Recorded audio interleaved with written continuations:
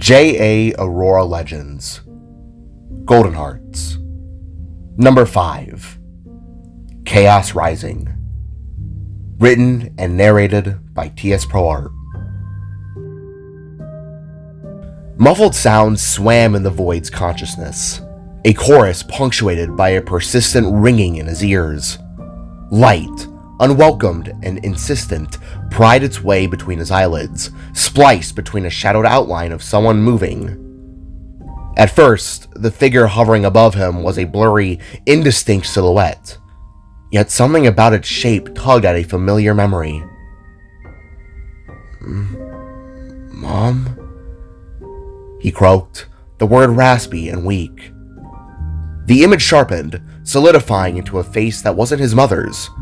Instead, it was the spark with the flower crown, her expression gentle and concerned, her focus laser-locked on the delicate work of mending his wounds.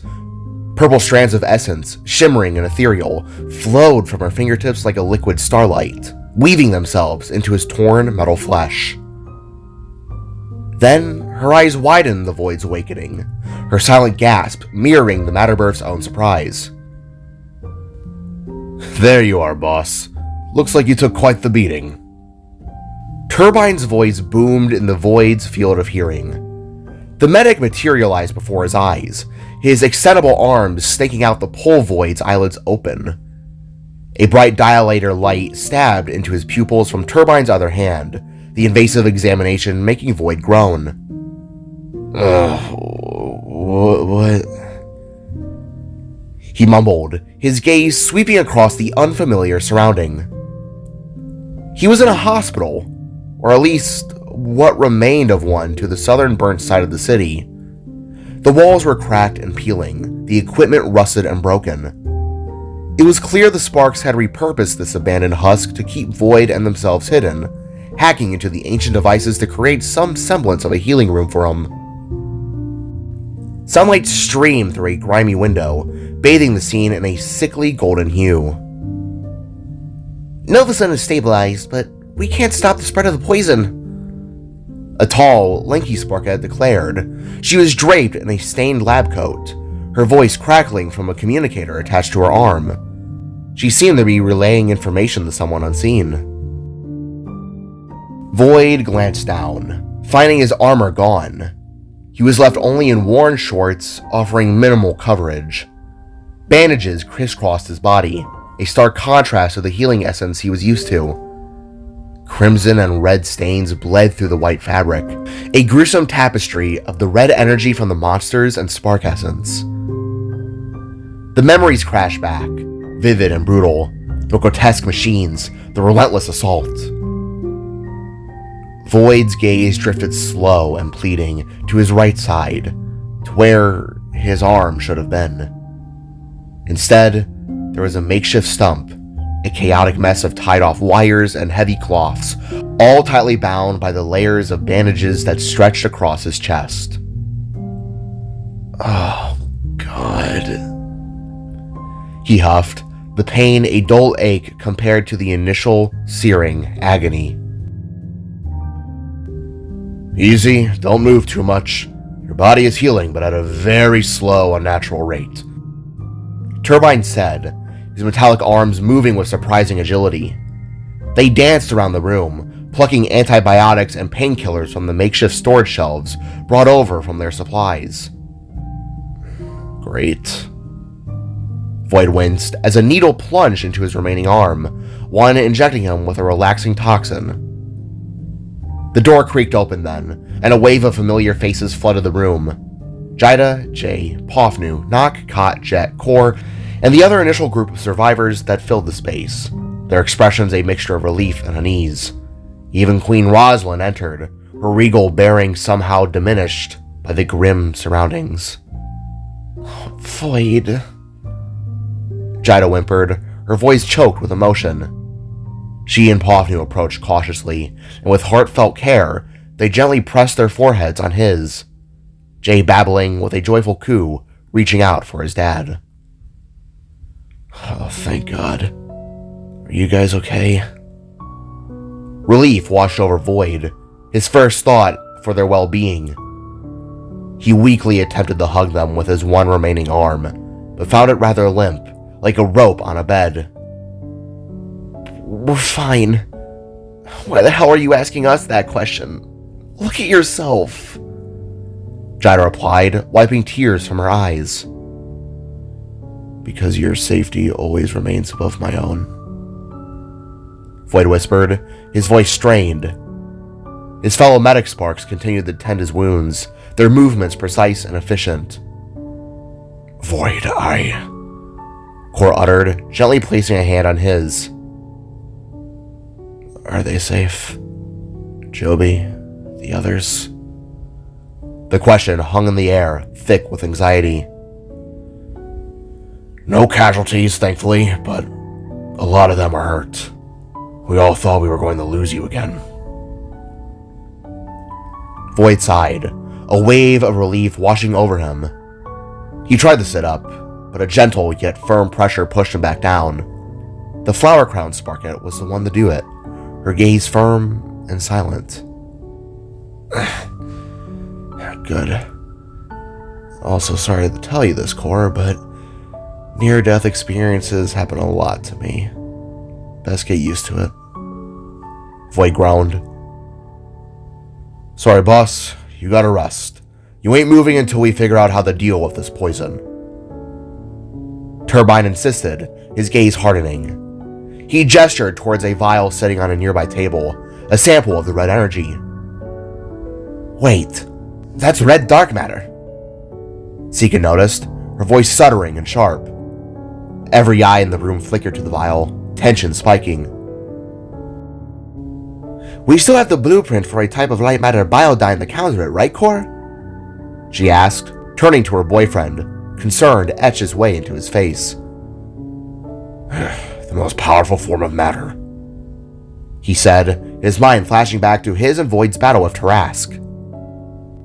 "Oh, my creator, I am so sorry for not being there when you needed me most. I have failed you," Jet exclaimed, his brow furrowing in distress. "No, you didn't. It's fine, Jet. We could have known what would happen," Void said, his gaze surprisingly stern. "Speaking of, please tell me someone has an explanation for why we were being attacked by a bunch of metal shape-shifting furries," Void finally asked, the question heavy with frustration. The room fell silent, an unnerving stillness settling over them.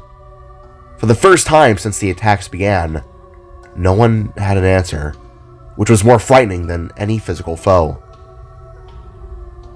"I wish I had an answer for you, my friend, but I do not," Rosalind said, her voice laced with remorse. She approached and placed a hand on Void's remaining one. "I've never seen such beings. They were most definitely Spark-like in nature, but that's about all I can say. Even then, the line with us remains rather thin."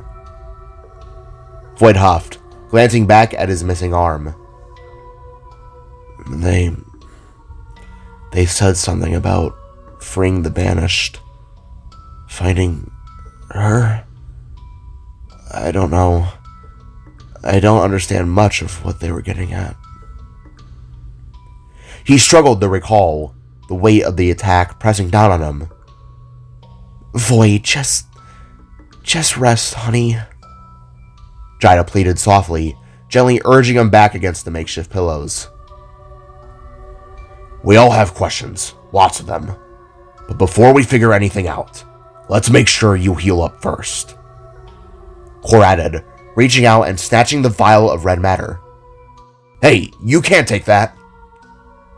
Turbine protested, his metallic arms twitching. Core silenced him with a death glare. "I'm a scientist who studied this bullshit for years. I know what I'm doing, more so than you." He pocketed the vial. "Tomorrow we should have some anti-poison ready. Void, please hold on till then," Core begged, rubbing his forehead against his brother's. "I literally clawed my way back from the dead, Core. I'll be fine," Void stated, forcing a reassuring smile. Although a new arm would be rather appreciated, he added, looking to his stump. The tallest Sparkette in her lab coat then began to subtly gesture for everyone to leave, indicating it was time to resume the immediate medical attention the Void he so desperately needed. As the guests departed one by one, Jida and Pofnu kissed Void. Jida on the head, Pofnu on the cheek. "Say bye, sweetheart." Jida said the J, making him wave his tiny little hand with a happy gurgle. The sight of his son filled Void with a warmth that chased away, if only for a moment, the chilling grip of fear and pain. He smiled, a genuine, heartfelt expression, his love for his little boy a beacon in the encroaching darkness.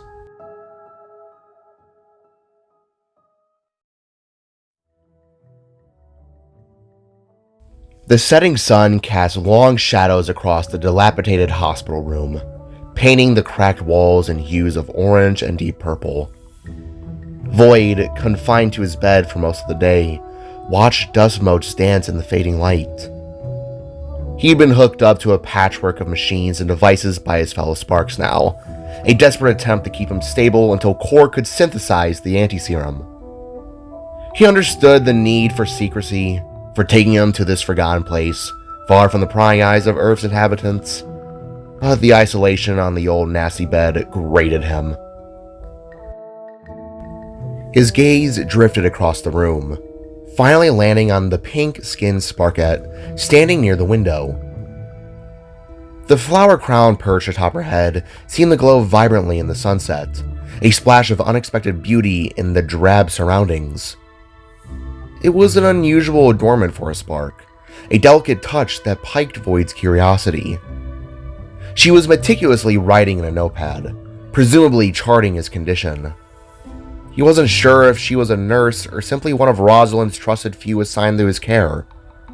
It seemed they were alone now, and Void, never one for silent contemplation, broke the emptying soundscape. "I like your flower crown. It's pretty," he said, his voice raspy from the poison. The Sparkette froze, her hand still poised over the notepad. She then turned towards him, her expression startled, almost as if he'd scared her. She didn't smile, didn't nod, just stared.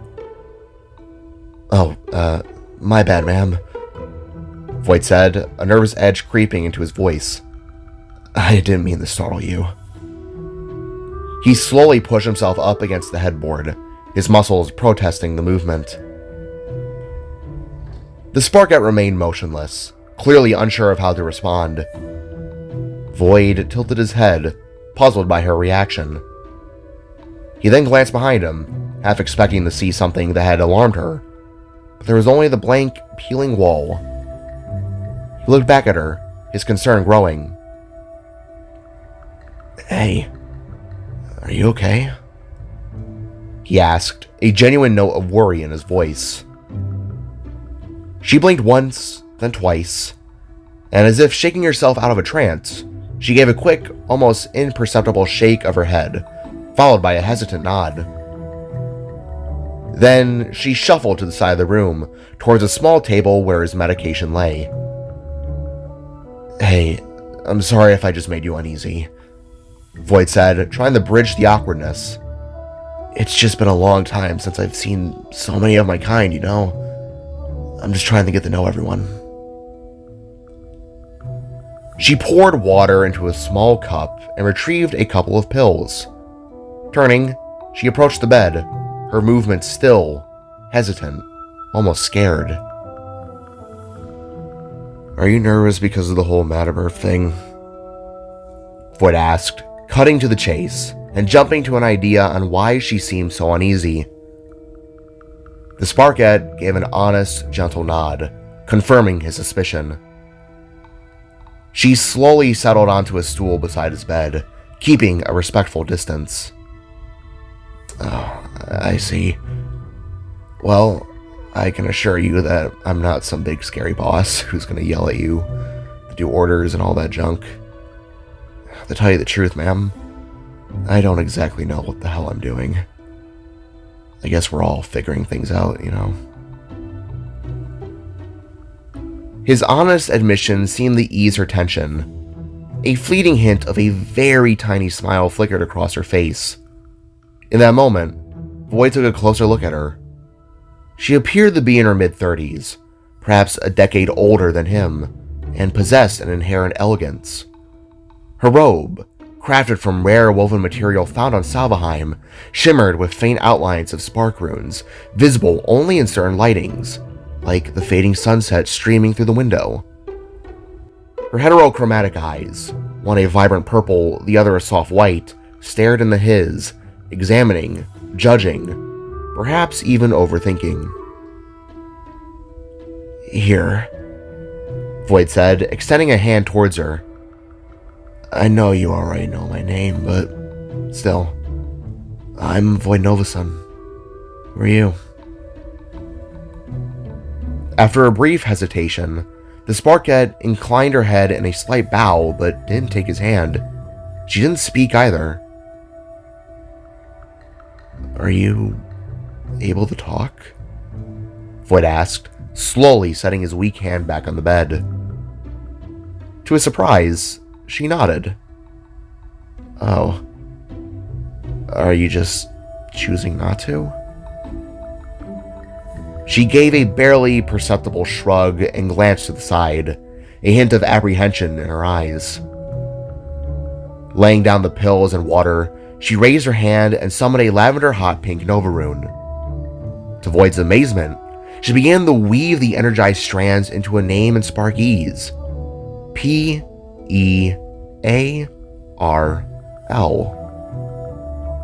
"Pearl?" Void asked, his voice soft with wonder. "Is that your name?" Pearl nodded, then dissipated the rune shards and wordlessly offered the pills and water. "Thanks, Pearl. I appreciate you and the others for taking care of me until Core gets back. Because I seriously feel like I paid an arm and a leg to be here now. Well, as you can see, really just an arm." Void joked, his tone conversational. At his sarcasm, Pearl made a silent jolt motion, as if she was stifling a laugh.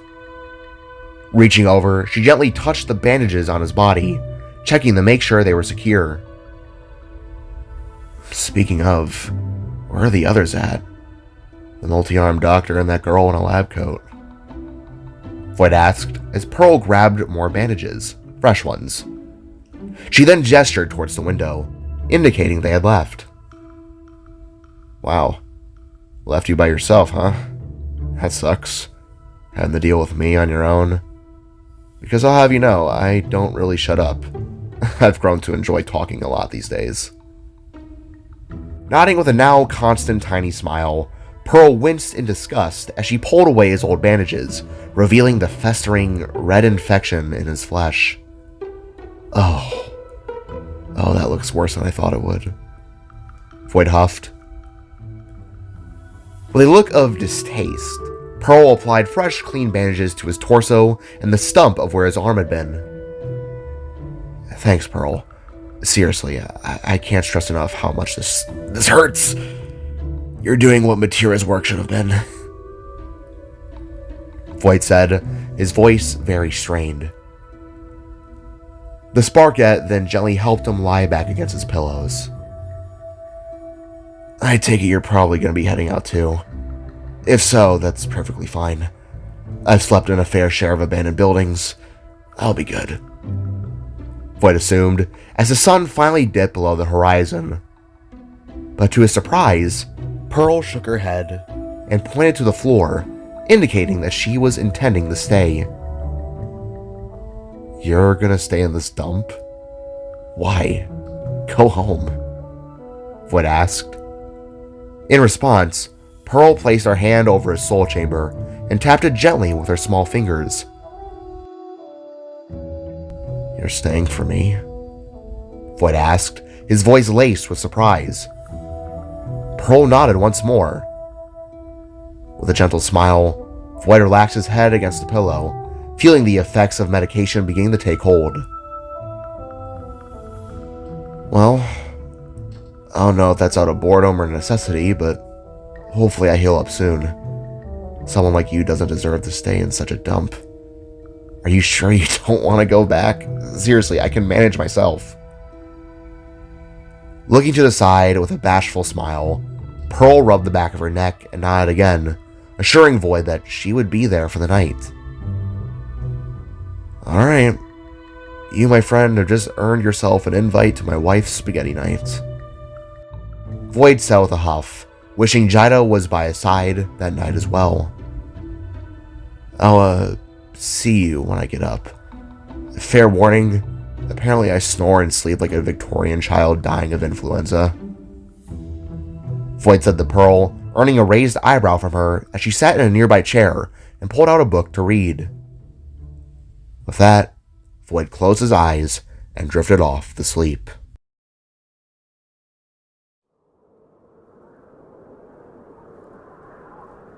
The luminous hands of the clock on the wall declared it was 3:40 a.m. A sliver of moon, a pale and ghostly white, seeped through the window into the sterile hospital room, barely piercing the profound darkness.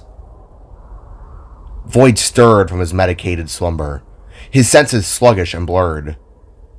The world swam in the focus in shades of gray and black, illuminated only by the faint glow of monitors and the moon's hesitant touch.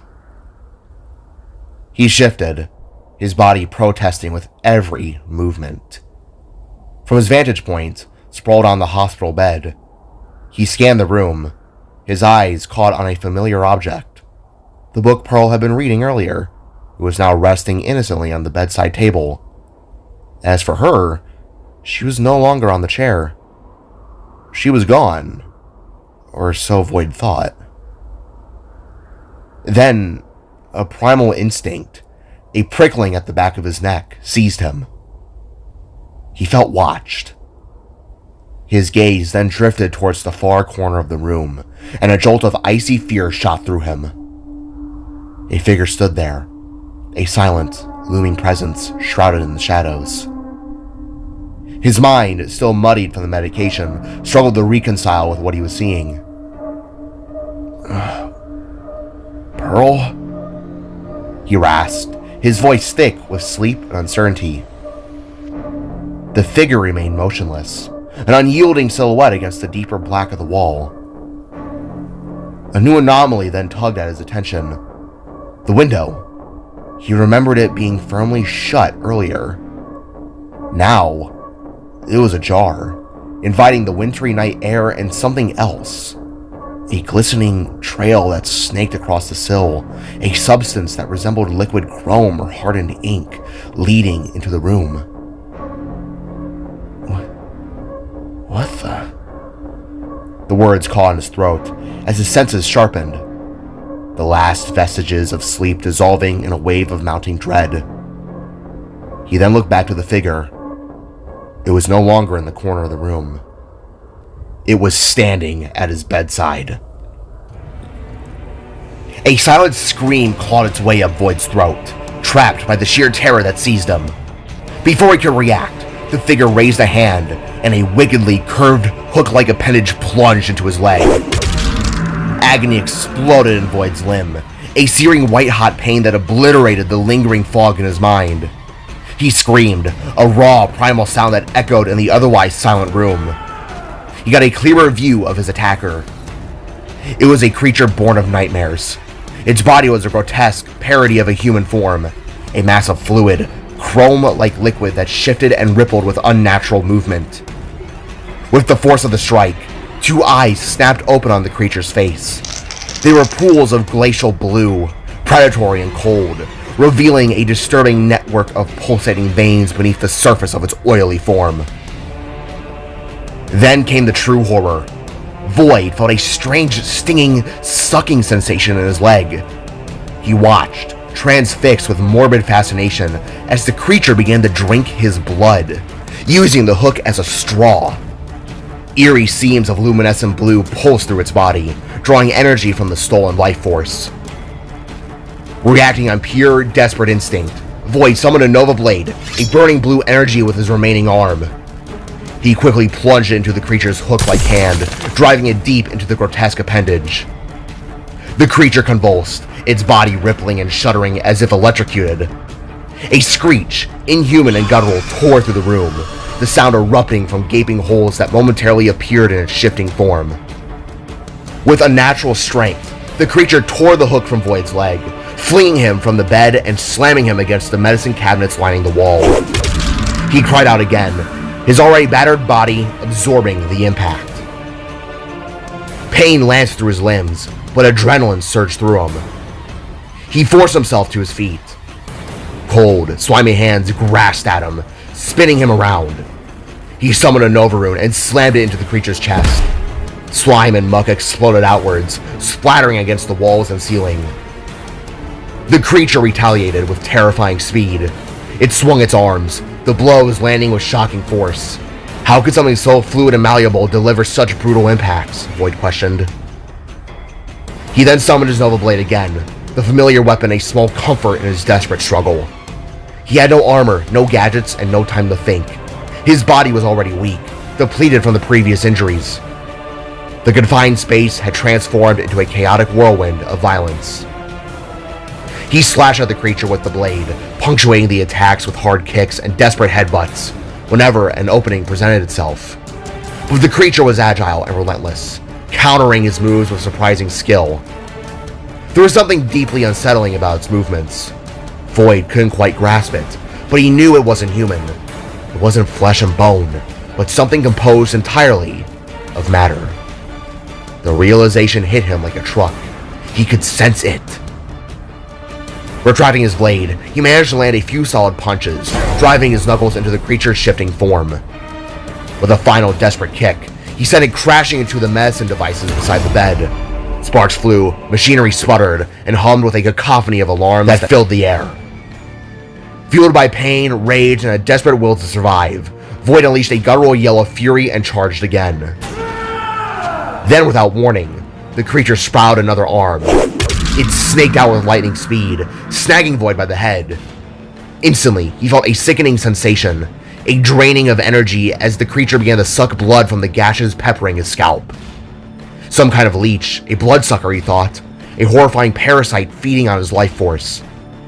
He punched upwards, slamming his fist into the creature's face, and stumbled backwards, collapsing to the floor. As he landed, a new presence registered behind him. He rolled over, his eyes widening in horror.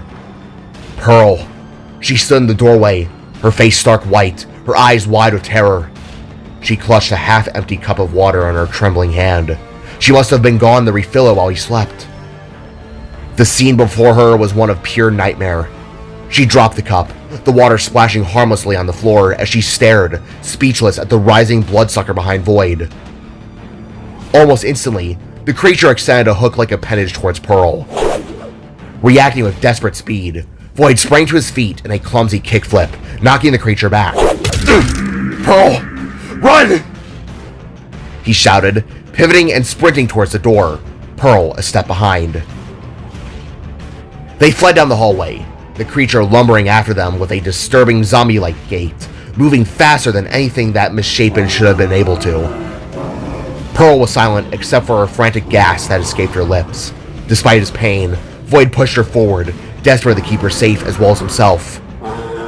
He risked a glance back, activating and raising his arm cannon, firing a few shots at the creature. The blast struck true, momentarily staggering it and buying them precious seconds. The hospital seemed vast and labyrinth-like, the corridors stretching endlessly before them. They were on one of the higher floors, far from any visible escape. With quick thinking, Pearl summoned a Nova Rune and hurled it at a water fountain they had just passed, the very fountain she had used to refill her cup. The magic detonated, rupturing a still active water pipe and sending a torrent of freezing cold liquid spreading over the creature. "There!" Void shouted, seizing Pearl's hand and dragging her towards one of the hospital's reception areas. The room was a sterile office, once bustling with staff, now empty and silent. He pulled her and himself down behind the furthest desk, seeking any semblance of cover. Pain raced through Void's broken shoulder, and he gripped it tightly, his gaze fixed on the corridor between the desks. Pearl trembled beside him, her eyes wide and unblinking. Tears welled, blurring her vision. Her breath came in ragged, shallow gasps, forcing Void to lean closer and gently cover her mouth with his hand. "Shh," he whispered, his voice barely audible. A shadow flickered in the corridor, cast by the pale moonlight filtering in from the outside. Their eyes met, Pearl's filled with terror, Void's with a fierce protective resolve. Unnatural sounds emanated from the creature as it shuffled closer, dropping to all fours and seeming to sniff at the blood trail Void was leaving behind.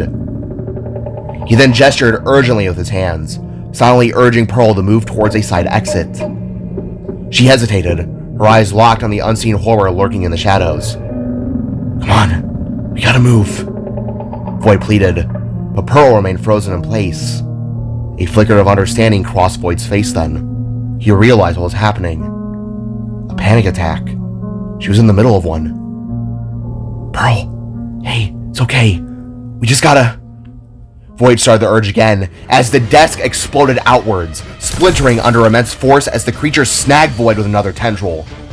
Pearl gasped, snapping from her frozen state and scooting away from the desk. Void was instantly slammed into the floor, the impact sending tremors to the platform. He was smashed again and again, while Pearl looked on in silent panic, unsure of what to do, as dark memories came flooding back into her mind.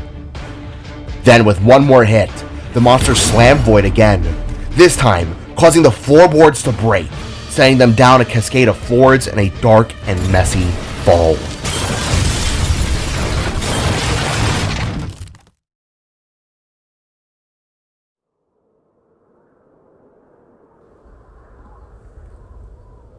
The world swam back into focus, a nauseating blend of dim emergency lights and the ethereal glow of moonlight filtering through a gaping hole above. Pearl blinked, her head throbbing in protest against the rough rubble beneath her. Disoriented, she realized that she was in the morgue. The chilling tiles, rows of steel gurneys shrouded in shadow, and the lingering scent of antiseptic confirmed it. She and Void had landed in the hospital's deepest, darkest corner. A nervous hand fluttered to her head, instinctively adjusting the flower crown that now sat askew. Her fingers brushed against something sticky and warm then. Blood. Her blood. Just a little, she hoped. As if summoned by her anxiety, the shifting mass of dark liquid stirred from the shadows near a shattered wooden door. It rose, smelling Pearl's blood. Her breath hitched in her throat. It tested the air, a silent predatory sniff, then snapped its head in her direction. Panic seized her. Pearl scrambled backwards, her movement clumsy and uncoordinated. Her hand, now smeared with blood, only served to draw the creature's attention more. It lumbered forward, its hand morphing into a grotesque, hooked blade. Pearl then tripped, tumbling backwards over an old, rusted operating table.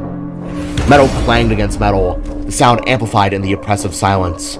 Closer and closer it came, the monstrous shape looming over her. She whimpered, a pathetic sound swallowed by the darkness, unable to fully scream.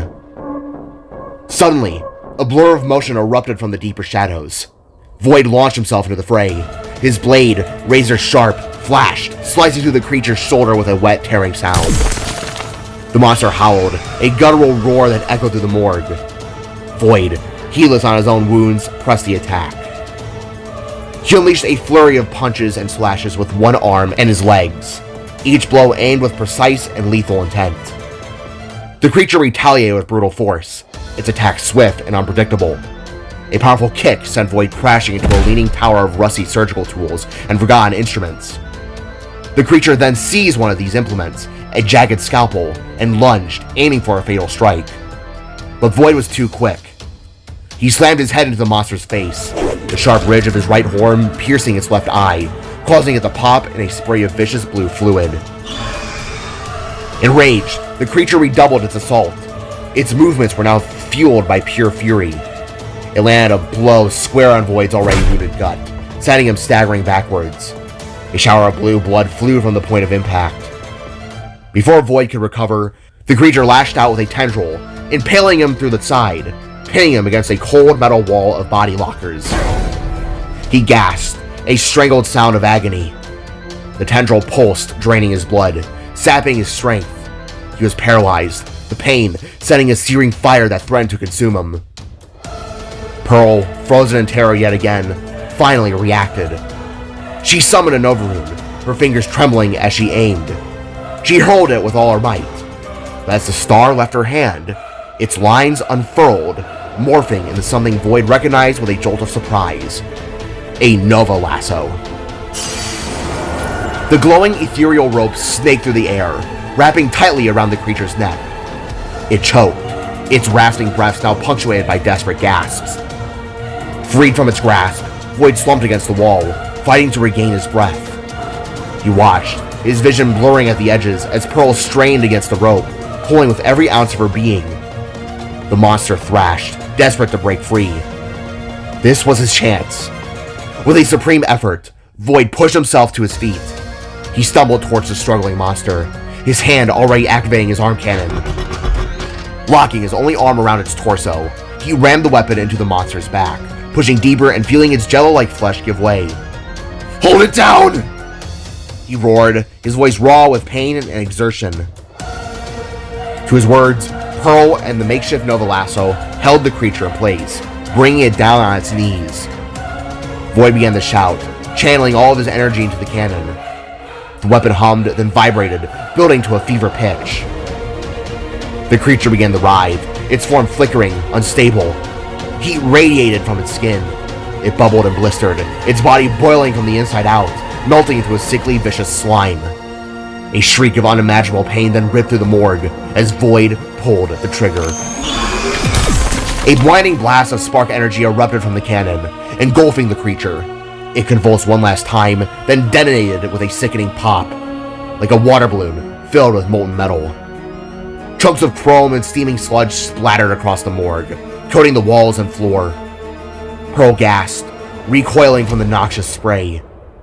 The monster, it was gone? No, it was simply reduced, all to puddles of melted goo. Void stood, panting, his chest heaving, his body trembling with exhaustion and pain. He watched, horrified as the globs of melted matter slowly began to crawl, slithering towards a water drain beneath them. Before he could react, the creature was gone, swallowed by the darkness below. He was baffled, shaken, and deeply afraid. He then heard a soft sound, a choked sob, and turned towards Pearl. She was a mess, her face pale and streaked with tears, her hands pressed to her mouth. She looked overwhelmed, traumatized by the brutal fight. Empathy then suddenly welled within Void. He moved towards her, his steps hesitant. Gently, he rested his forehead against hers and wrapped his arm around her in a comforting embrace. "It's okay," he murmured, his voice hoarse, the words clumsy and inadequate. Pearl began to weep silently into his shoulder, her body shaking with suppressed sobs. "It's okay. I have you," he whispered, the only words he could find that seemed to hold any meaning. He too felt the tremors of fear and exhaustion threatening to overwhelm him, but he fought them back, needing to be strong for not just her, but for everyone.